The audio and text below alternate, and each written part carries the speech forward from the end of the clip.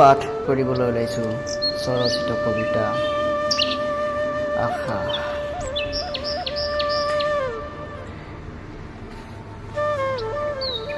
চাকৰিটো পোৱা হ'লে ভাল আছিল ন আই।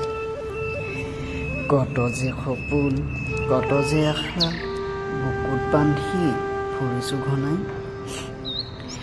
তুমি যে কোৱা সেই কথাষাৰ আজি অনুধাৱন কৰিছোঁ, বুজিছোঁ সেই কথাবোৰ।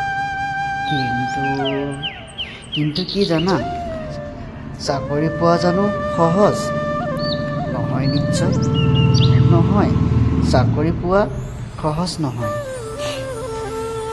তোমাৰ মই দেখিছোঁ সেই দিনবোৰ, সেই ৰাতিবোৰ, দিনে ৰাতিয়ে কৰা কষ্টবোৰ। চাকৰি এটা পোৱা হ'লে ভাল আছিল ন আই।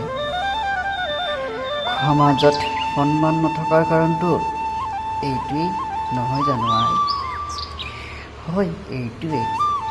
দেখিছোঁ চকুৰ আগত সমাজৰ ঘটনা, সমাজৰ ব্যৱহাৰ। আৰু কি জানা আই, দেখিছোঁ সেই উচ্চ পদৰ ব্যক্তিয়ে কৰা ধৰ্ষণ,